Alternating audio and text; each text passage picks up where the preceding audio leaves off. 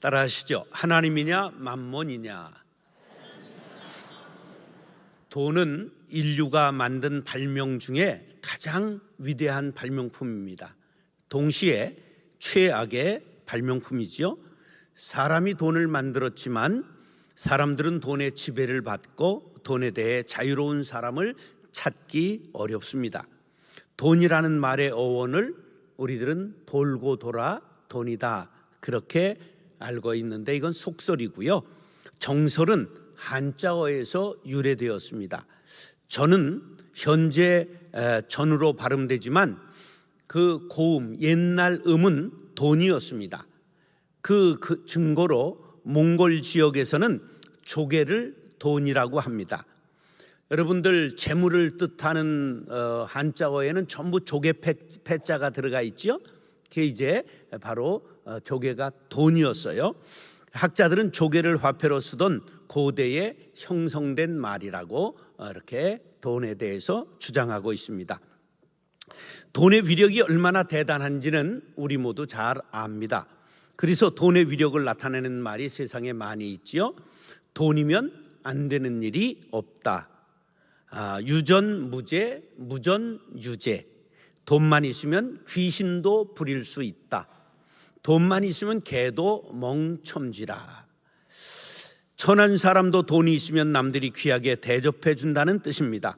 성경에서는 돈을 만몬이라고 말합니다. 만몬은 셈어인데요, 돈, 재물, 이익이라고 하는 뜻을 가지고 있습니다. 밀턴의 신라곤에 보면 만몬을 검은 몸에 새의 머리 2개를 가지고 있는 쌍두새를 그리고 있고요. 손톱과 발톱은 아주 긴 이렇게 발톱과 손톱을 가지고 있는 것으로 묘사하고 있고, 하늘에서 떨어진 천사 중에 가장 치사한 근성을 가지고 있는 소유자로 항상 고개를 숙이고 숨겨진 황금이나 보물을 찾아내는 능력을 가진 악마로 그리고 있습니다. 돈의 노예가 되고 돈을 숭배하는 단계에 이르는 것을 만모니즘이라 그렇게 말하고 배금주의라고도 해설을 합니다. 황금만능주의 또는 물질만능주의라고도 하는데요, 돈을 삶의 가장 중요한 가치로 여겨 모든 것을 돈과 연관시켜 생각하고 돈이면 무엇이든지 할 수 있다는 돈제일주의를 만모니즘이라 그렇게 말합니다. 만모니즘 단계에 이르면 인생의 목적 역시 돈을 모으는 데 두기 때문에 심할 경우에는 돈을 신격화하는 현상이 빚어지기도 합니다. 대부분의 사회, 경제, 심리학자들이 현대 만모니즘의 풍조가 심화된 것은 산업화에서 비롯되었다고 보고 있습니다. 산업화가 진행되면서 물질적 가치가 정신적 가치를 앞서게 되었고, 이로 인해 황금만능주의가 생기게 된 것이라는 것이죠. 문제는 삶의 최고 가치를 돈에 두게 되면서 각종 사회의 악한 현상들이 일어나는 것이 점점 심각해지고 있습니다.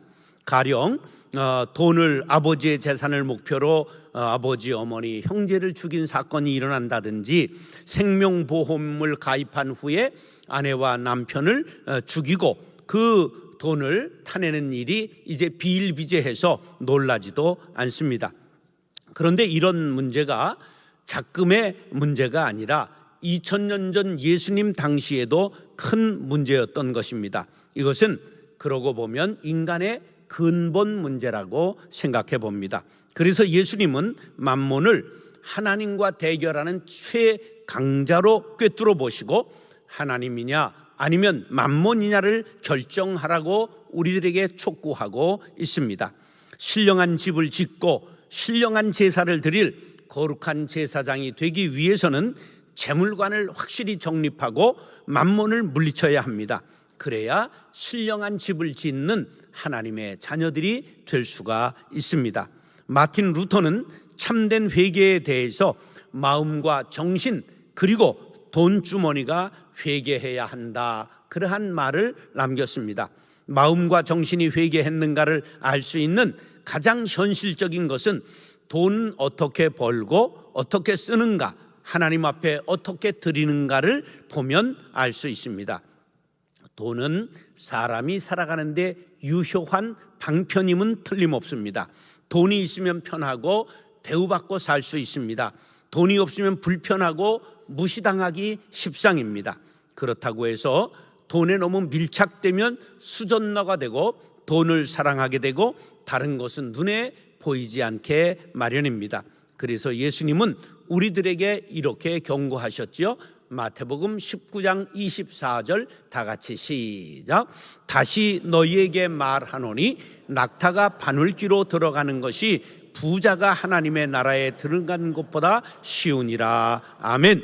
하나님의 자녀들이 물질의 복을 받아 부자가 되어야 합니다. 그래야 선한 일도 많이 하고 선교하고 구제할 수 있습니다. 그러나 부자가 되는 것이 목적이 되면 그 목적을 이루기 위해 수단과 방법을 가리지 않기 되므로 죄를 지을 수밖에 없습니다. 그리스도인들은 돈을 벌 때도 정의로운 방법을 택해야 합니다. 남의 땀과 눈물, 희생을 가로채고 착취하는 방법으로 부자가 되면 안 되겠지요. 돈을 쓸 때도 마찬가지입니다. 다른 사람을 배려하고 공동체를 생각하면서 사용하는 공공정신을 가져야 합니다. 한번 다 같이 외쳐보겠습니다. 시작. 그리스도인은 돈을 벌 때도 정의롭게 벌고 쓸 때도 공의롭게 사용해야 합니다. 할렐루야.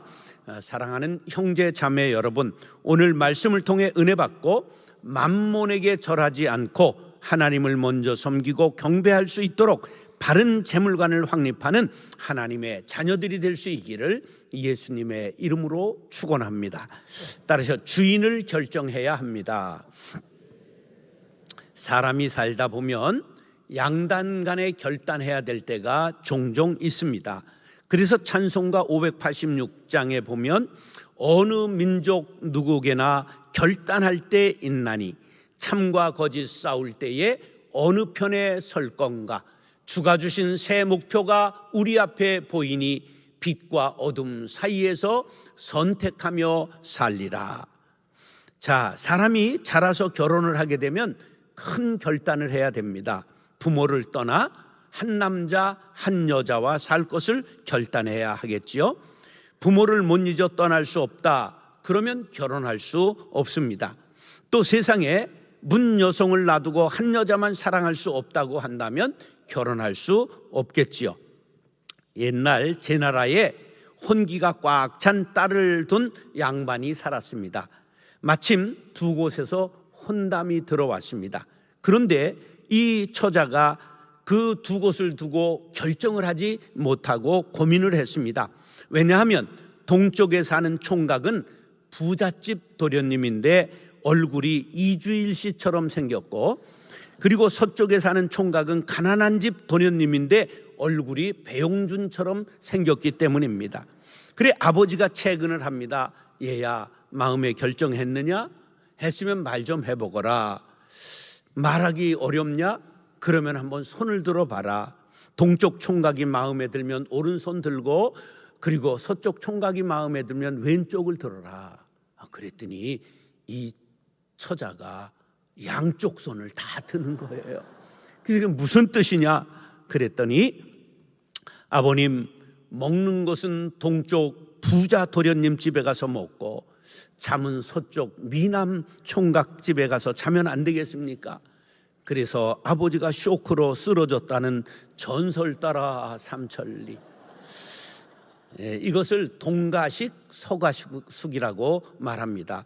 동쪽 집에서 밥 먹고 서쪽 집에서 잠을 잔다.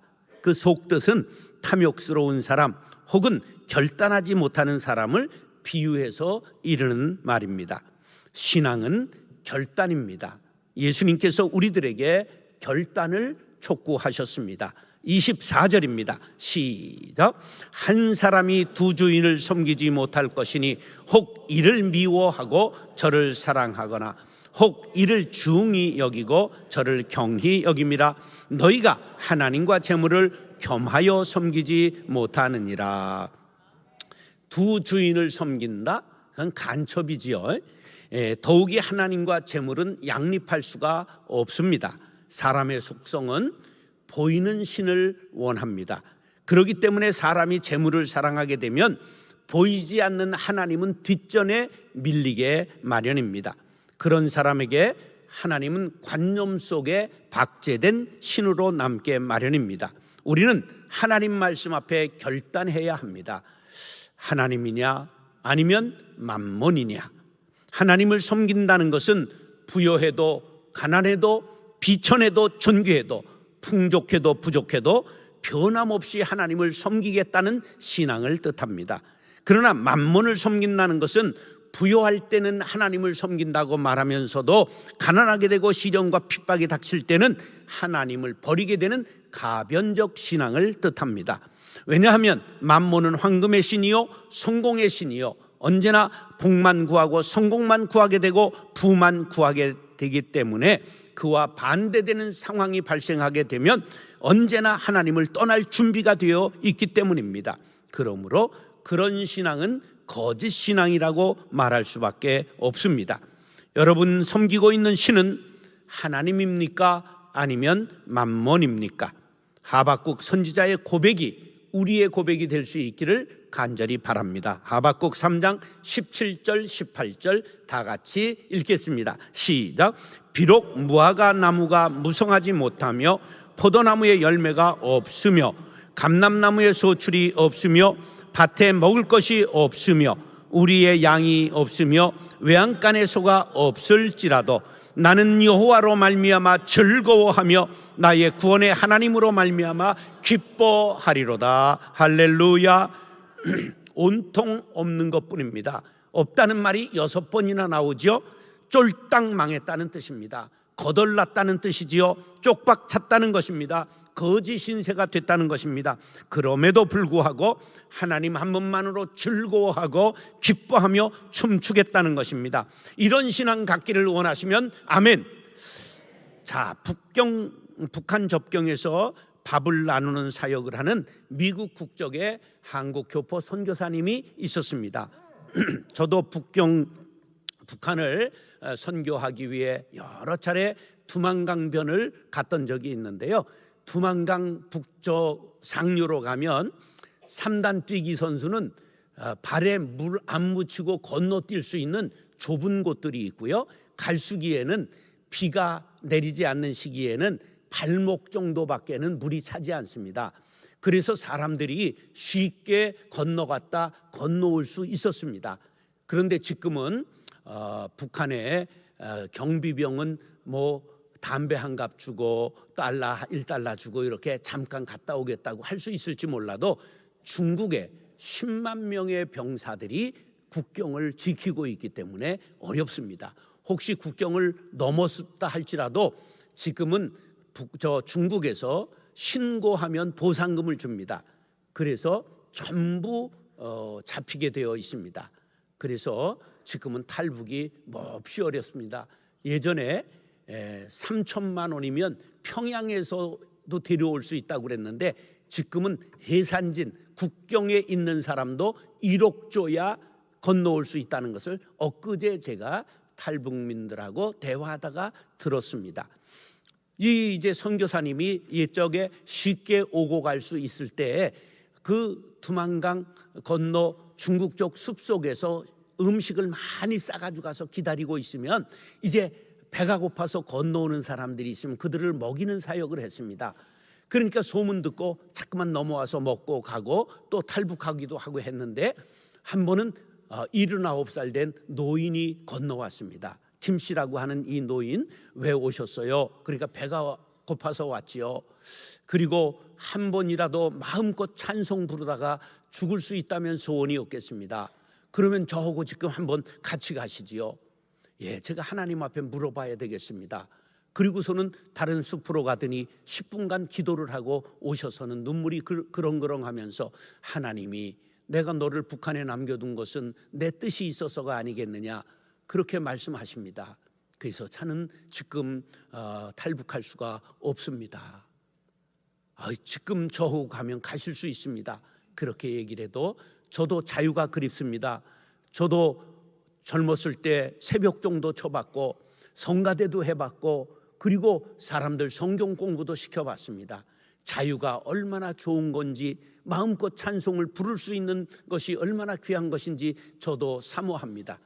그러나 하나님의 뜻이 다시 북한에 살아가는 것이라고 한다면 저는 그곳에 남아 있어야 하겠지요.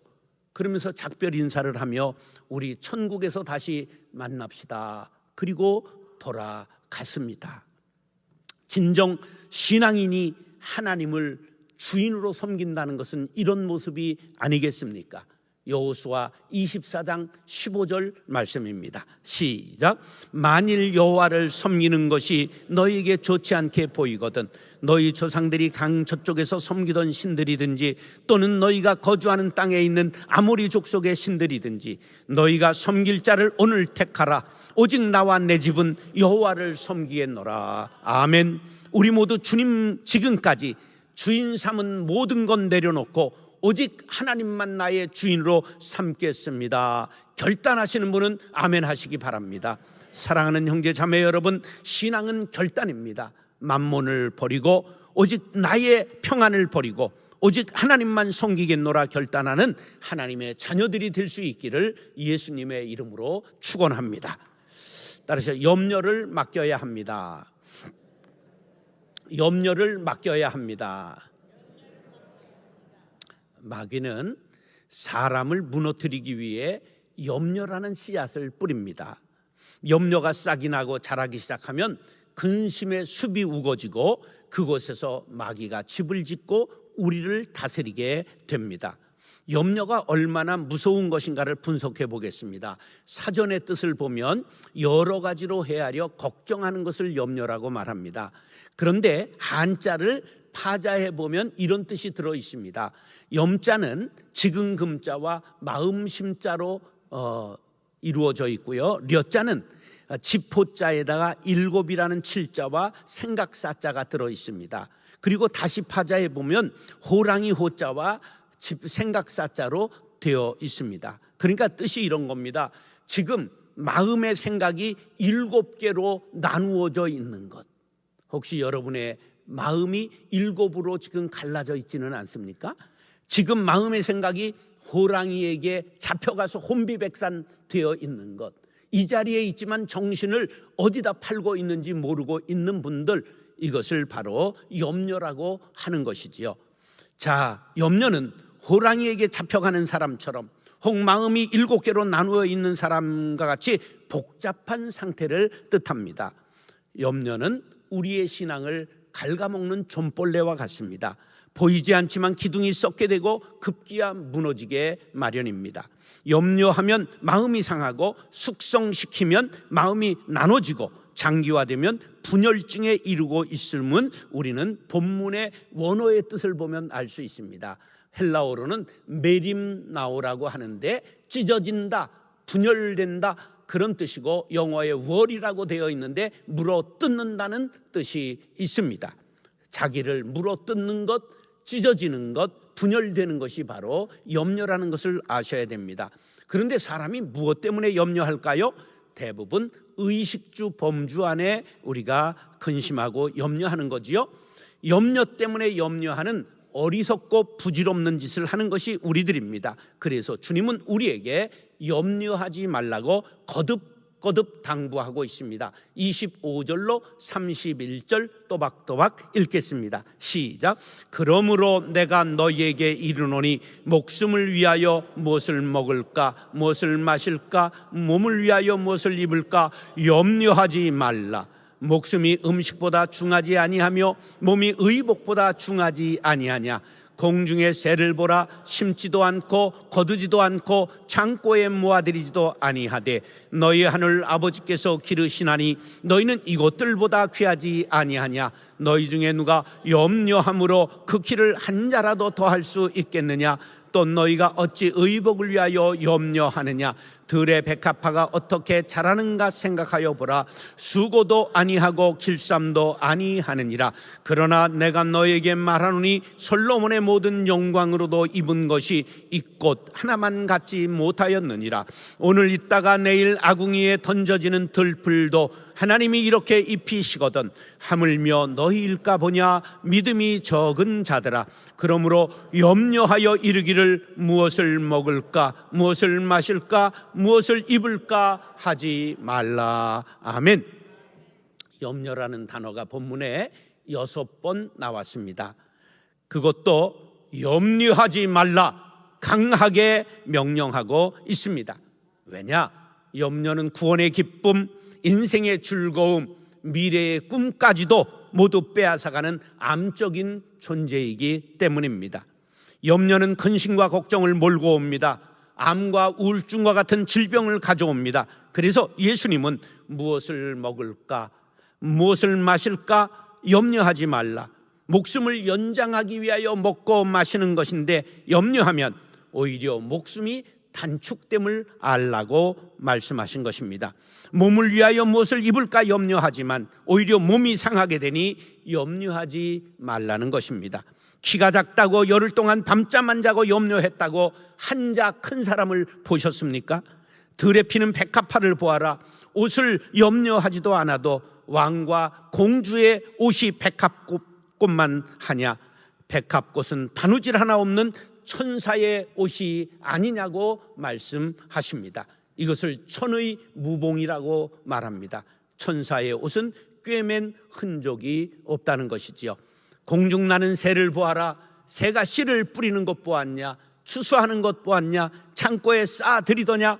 그래도 굶어 죽지 않지 않느냐? 새보다 너희가 천만배 귀한 존재가 아니냐? 하나님의 형상을 받고 지음받은 존재가 아니냐?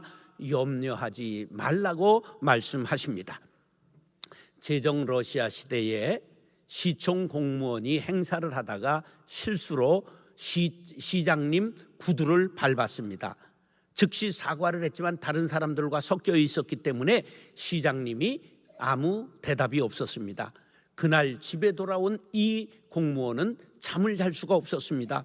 시장님이 나를 용서하지 않은 것은 아닐까? 그렇다면 나는 해고를 당할 텐데 우리 가족들은 어떻게 할까? 잠을 설친 그는 다음 날 시장실을 놓고 했습니다. 잘못을 빌었습니다. 시장님이 마침 혼자 있었습니다. 그는 무릎을 꿇고 용서를 구했습니다. 한 번만 봐주십시오. 모르고 그랬습니다. 저는 처자식이 있는 몸입니다. 그랬는데 손이 발이 되도록 빌었는데 시장님은 귀찮다는 듯이 버럭 화를 냈습니다. 잘 알지도 못하는 사람이 와서 무릎을 꿇고 구두를 밟은 걸 용서해 달라고 하니까 당신 정신 나간 것 아냐?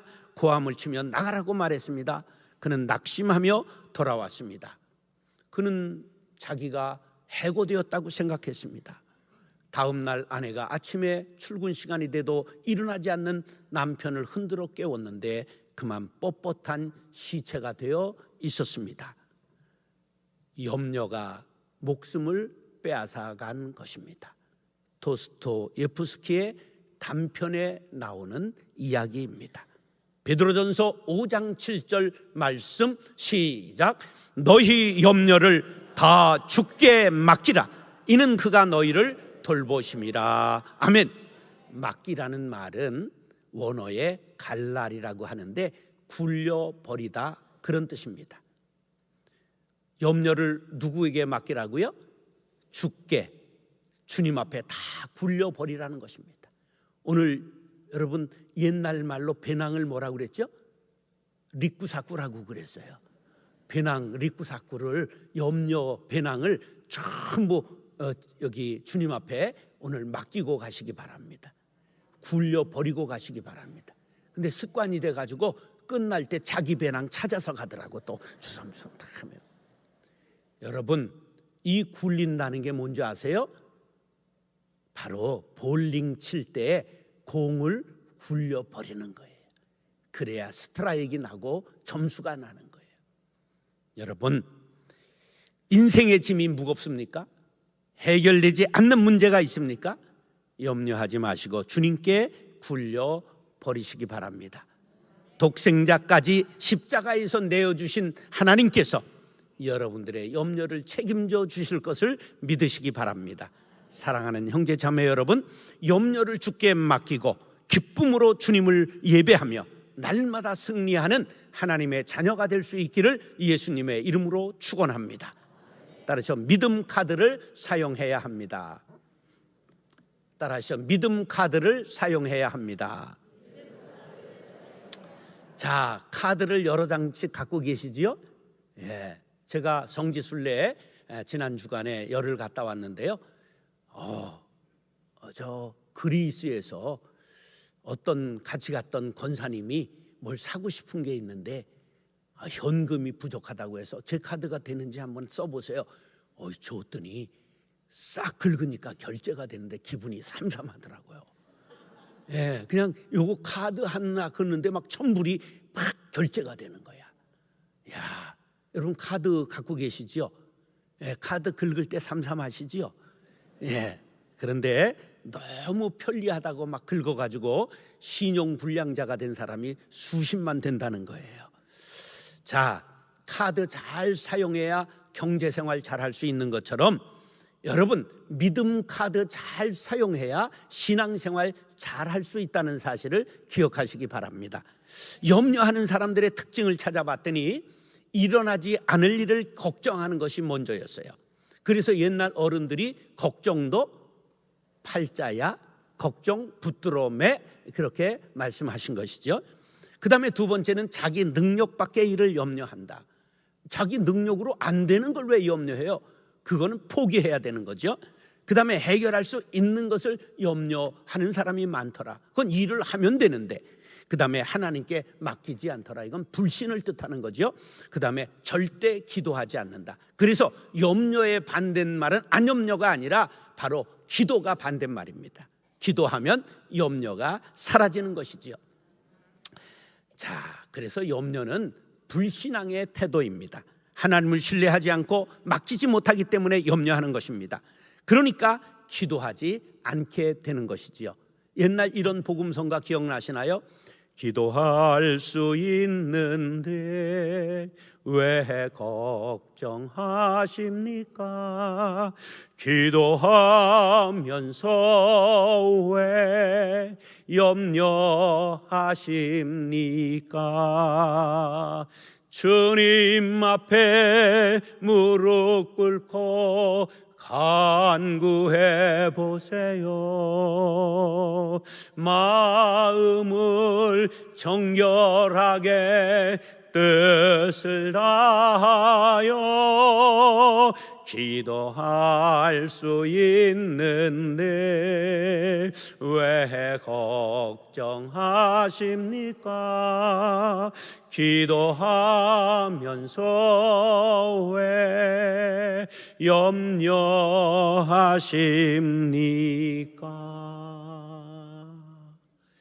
새가 아침에 일어나 사냥 나가면서 오늘 잡을 게 있을까?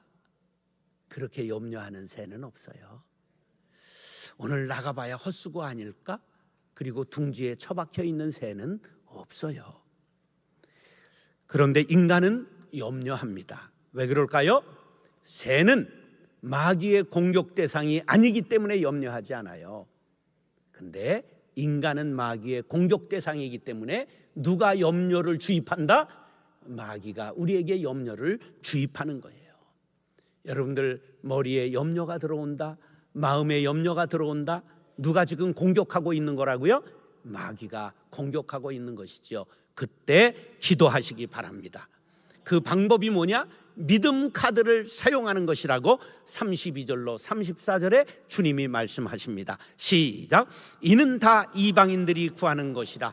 너희 하늘 아버지께서 이 모든 것이 너희에게 있어야 할 줄을 아시느니라.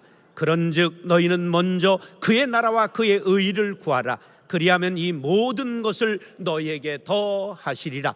그러므로 내일 일을 위하여 염려하지 말라. 내일 일은 내일이 염려할 것이요 한날의 괴로움은 그날에 족하니라.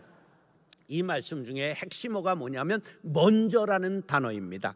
지혜자는 일의 우선순위를 합니다. 아무리 바빠도 겉옷을 먼저 입고 속옷을 나중 입을 수는 없습니다. 삶에서 우선순위를 아는 것은 대단히 중요합니다. 공자 말씀에 무류 본말이요 사유 종시라 치소 선우하고 즉근 도인이라, 그런 말씀이 있습니다. 만물에는 근본과 말단이 있고 일에는 시작과 끝이 있으니 먼저 할 일과 나중에 할 일을 알면 바르게 살아가는 데 가까우니라, 그런 말씀입니다.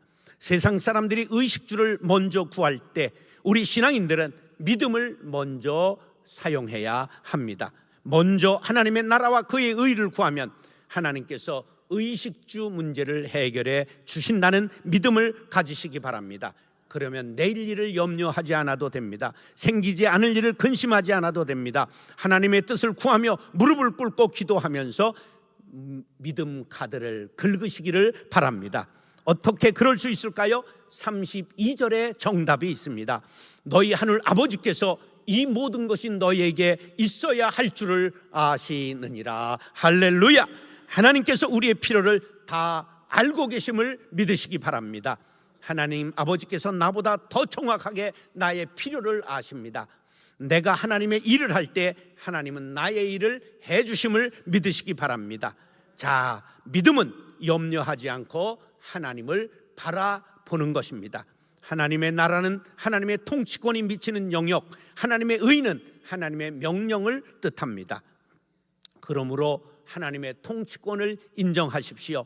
하나님의 명령에 순종하는 그의 나라와 의를 구하는 믿음 카드를 사용하십시오. 이 세상에서 하나님의 통치권을 인정하고 하나님의 명령인 말씀에 순종하십시오. 그러면 의식주 플러스 모든 것을 더해 주시겠다고 약속하고 있습니다. 여러분의 믿음 카드에는 얼마든지 큰 약속이 담겨 있습니다. 예수님의 약속을 믿고 믿음 카드를 사용하시기 바랍니다. 11조 건축헌금, 선교헌금, 감사헌금 다 드리고 어떻게 사느냐 염려하지 마십시오. 믿음 가지고 드려보십시오. 하나님은 누르고 흔들어 넘치도록 안겨주실 뿐 아니라 건강으로, 진급으로, 합격으로 사슴의 발과 같이 높은 곳을 거닐 수 있도록 축복해 주실 줄로 믿습니다. 10년 전 최경주 선수가 미 골프 기자협회가 주는 올해의 자선 대상을 수상했습니다. 아시아 선수로는 자선 대상을 처음으로 받았는데요. 골프 잘 치는 것 중요하지만 더 중요한 것은 꼬박꼬박 11조 드리고 그뿐만 아니라 허리케인 피해, 토네이도 피해, 지진 해일의 피해가 날 때마다 10만 불, 20만 불씩 도네이션한 것을 아름다운 행위로 보고 자선 대상을 수여한 것입니다. 얼마나 자랑스러운 일입니까? 그가 나이가 들었음에도 불구하고 며칠 전에 준우승을 했다는 뉴스를 보았습니다. 여러분, 믿음은 가불하십시오. 감사는 가불하십시오. 염려는, 걱정은, 근심은 후불하시기 바랍니다. 따라서 감사는 가불하고 염려는 후불하라. 믿음을 먼저 사용하시기 바랍니다. 염려 카드는 폐지하시기 바랍니다. 감사 체질, 믿음 체질로 체질을 개선하시기 바랍니다. 하나님의 은혜와 평강과 신령한 복이 함께 하시기를 축복합니다. 야고보서 4장 15절 말씀 시작. 너희가 도리어 말하기를 주의 뜻이면 우리가 살기도 하고 이것이나 저것을 하리라 할 것이거늘. 아멘. 주의 뜻을 따라 하나님의 나라와 의를 먼저 구하시기 바랍니다. 사랑하는 형제 자매 여러분, 염려 카드를 폐기 처분하고 믿음 카드를 사용하여 주의 영광을 드러내는 자녀들이 될 수 있기를 예수님의 이름으로 축원합니다. 기도하겠습니다. 사랑과 은혜가 풍성하신 아버지 하나님, 우리의 주인은 하나님이신 것을 믿습니다. 만유의 주제, 만유의 소유자이신 하나님 앞에 구할 수 있는 믿음 카드를 사용하며 염려를 폐지하게 하여 주옵소서. 존귀하신 예수님의 이름으로 축복하며 기도드리옵나이다. 아멘.